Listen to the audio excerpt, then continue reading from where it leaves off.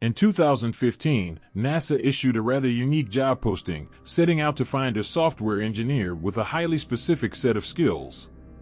This individual had to be a true expert in two programming languages from the distant past, Fortran and assembly. These languages, relics from the 1940s and 1950s, are often unfamiliar to recent computer science graduates. The reason behind this seemingly archaic requirement was fascinating. NASA was assembling a small team to work on none other than the Voyager space probes. What makes the Voyager missions even more intriguing is that both spacecraft, despite their incredible journey through the cosmos, still rely on their original 50-year-old computers, each equipped with a mere 70 kilobytes of memory. While by today's standards, this amount of memory seems laughably inadequate, it proved to be sufficient for these remarkable probes to navigate through the vast expanses of our solar system, making groundbreaking discoveries along the way. Of course, such a mission is not without its challenges, and Voyager's computers have faced their share of issues. Just last year, Voyager 1 began transmitting garbled telemetry data related to its orientation in space. Additionally, the thrusters responsible for maintaining Voyager's precise course were showing signs of wear and tear. Interestingly, every time these thrusters were used, minuscule particles of hydrazine fuel would become trapped in the spacecraft's pipes, gradually causing blockages. Voyager had already switched to its backup thrusters, and if these were to fail, it could spell the end for this iconic mission. But here's where it gets truly remarkable. Voyager was positioned a staggering 15 billion miles away from Earth, leaving absolutely no possibility of physically clearing those blocked tubes. To address this critical issue and resolve the telemetry problem, the dedicated team responsible for Voyager initiated a project of cosmic proportions. They set out to write a software update that would be transmitted across the incomprehensible reaches of the universe. Now, let's delve a bit deeper into the Voyager's computer system. On board, there are three primary computers, each with its own unique role. The main computer is responsible for overseeing all major instruments, ensuring the spacecraft's overall health and temperature remain within acceptable parameters, and managing the other two computers. The second computer takes charge of Voyager's orientation, continuously searching for predetermined reference points and firing thrusters as needed to keep the spacecraft's critical antenna pointing squarely in the direction of Earth. Finally, the third computer is entrusted with storing and managing the extensive collection of scientific data and images captured by Voyager's suite of instruments. It's worth noting that Voyager doesn't operate on a traditional operating system, as any such software would consume an excessive amount of its meager 70 kilobytes memory.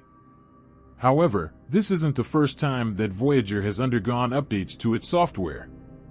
For instance, during the probe's encounter with Neptune, where the light was a staggering 900 times dimmer than on Earth, engineers had to reprogram the camera to take longer exposures. As Voyager moved past Neptune, NASA began shutting down certain components, including the camera and various scientific instruments, to conserve power. Given the extremely limited memory available on board, retaining lines of code for dormant instruments proved wasteful. Consequently, the talented team of engineers undertook a comprehensive rewrite of Voyager's code and executed a software update to ensure the probe's continued functionality. Now, the question arises, how does NASA manage to update such antiquated hardware from a distance of 15 billion miles? To grasp the sheer complexity of this endeavor, it's imperative to comprehend how Voyager's software operates. Voyager employs a unique form of memory known as plated wire memory for its computers. This memory stores data in its most fundamental form, as ones and zeros. Imagine it as a physical grid comprised of wires and thin metal plates. Each point of intersection can be thought of as a memory bit, capable of storing either a 1 or a 0. By passing a current through a specific wire and plate, a magnetic field is generated. Depending on the direction of this magnetic field, it is interpreted as either a 0 or a 1.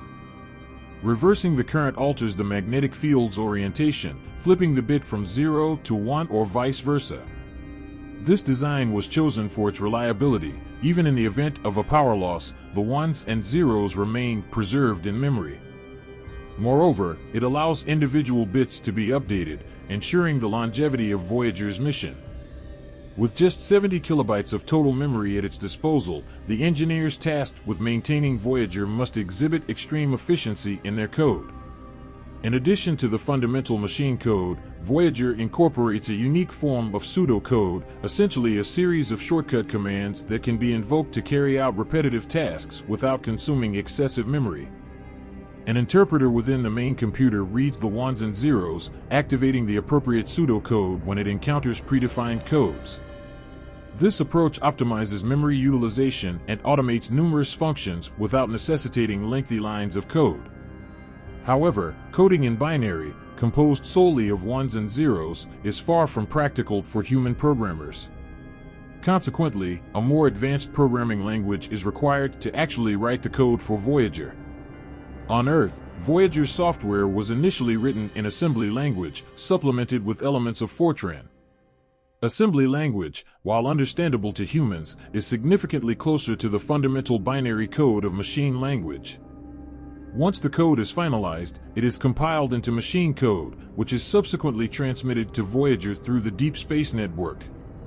The data is dispatched to Voyager at a rate of 16 bits per second, requiring nearly a full day to traverse the immense gulf of space. Voyager's onboard computers operate on an interrupt-driven system. This means that the software follows its standard set of instructions until it is interrupted. When an update is dispatched to Voyager, it includes an interrupt signal. Upon reception, Voyager instructs the main computer to pause its ongoing tasks and focus solely on executing the update instructions. The new code is then loaded into memory, flipping the corresponding bits into their new positions. Rigorous checks are conducted to ensure the code's accuracy before the main computer resumes its normal operations. Over the years, Voyager has received a multitude of updates and patches, all aimed at addressing issues and enhancing its operational capabilities.